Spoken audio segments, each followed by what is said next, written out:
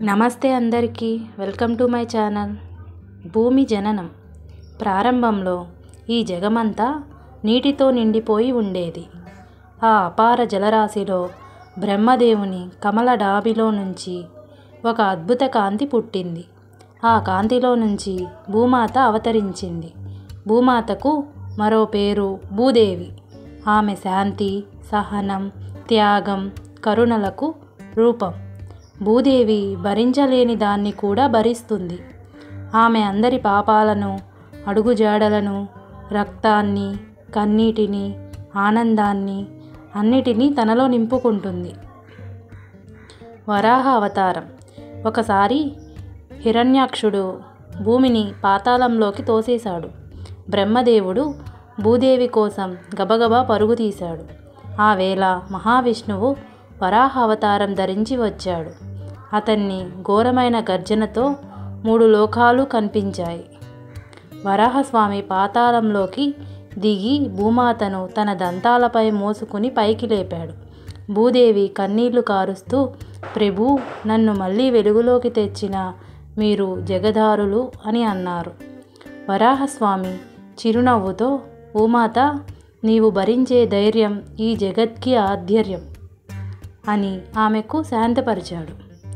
భూదేవి యొక్క శాపం, మానవుల భారాలు. భూదేవి దేవతలతో అన్నది, నేను అందరి భారాలను భరించగలుగుతున్నాను, కానీ మానవుల లోపం, కోపం, పాపం పెరిగినా నేను క్రమంగా బలహీనమవుతాను. దేవతలు ఆశ్చర్యపడ్డారు. భూదేవి కొనసాగింది, పశువుల కన్నీరు, చెట్ల విలాపం, నదుల బాధ ఇవన్నీ నేను భరిస్తూనే ఉంటాను. కానీ మానవుల దుష్టత అధికమైతే నా శక్తి తగ్గిపోతుంది. అప్పుడు సూర్యదేవుడు అన్నాడు, ఇది కాలచక్రం. నీ శక్తి తగ్గితే విష్ణువు అవతారాల ద్వారా మళ్ళీ నిన్ను పునరుద్ధరిస్తాడు.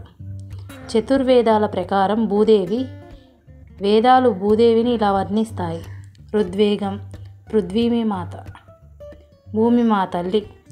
యజుర్వేదం ధేను స్వయం పోషిణి, స్వతహాగానే అన్ని ప్రాణులను పోషించే తల్లి. సామవేదం నిత్య పరిణామ, ఎప్పటికీ మారుతూ పునరుద్ధరించుకునే శక్తి.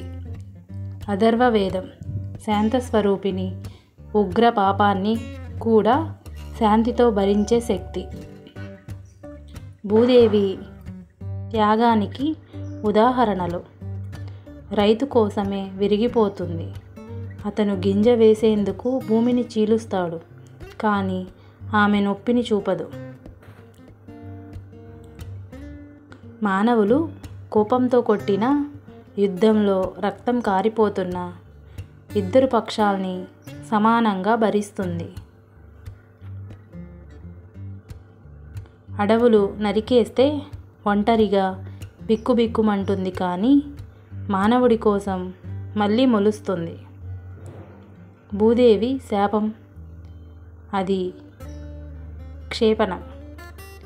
ఒకసారి రాక్షసులు భూమిని దోచుకుంటూ, ధాన్యాలను నాశనం చేస్తూ పాపకార్యాలు చేస్తున్నారు.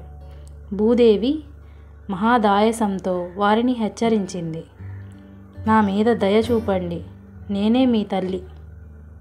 కానీ వారు వినలేదు.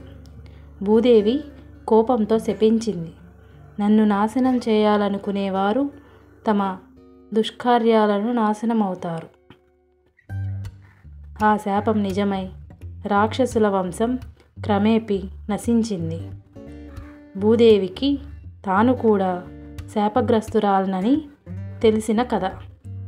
భూదేవి ఒకసారి విష్ణువుని అడిగింది, ప్రభూ, నేను ఎందుకు ఎప్పుడూ బాధనే ఎక్కువగా భరిస్తున్నాను? విష్ణువు అన్నారు, భూమాత, నువ్వు అత్యంత శక్తిమంతురాలివి కనుక లోకంలోని పాపం నీ మీదే ఎక్కువగా పడుతుంది. పాపాన్ని శుద్ధి చేసే శక్తి నీదే. భూదేవి నవ్వుతూ అడిగింది, అయితే నా బాధ ఎప్పుడు తగ్గుతుంది ప్రభు? విష్ణువు సమాధానం, మానవుడు ధర్మాన్ని గుర్తుపెడితే నీవు ఎప్పటికీ శాంతిగా ఉంటావు.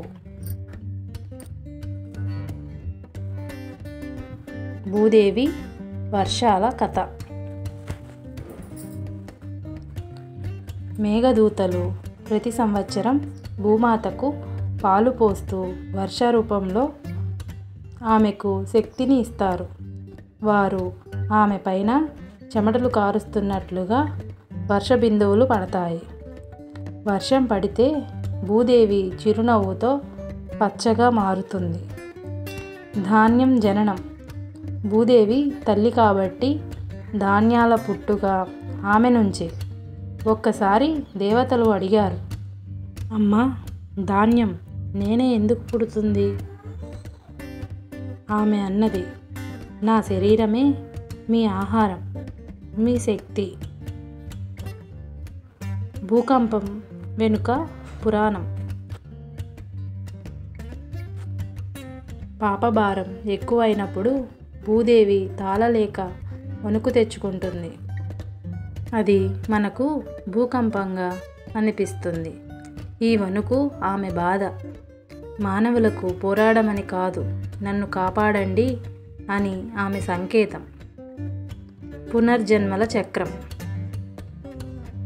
మానవులు పుట్టడం, చావడం అన్నీ భూమాత దేహం మీదే జరుగుతాయి.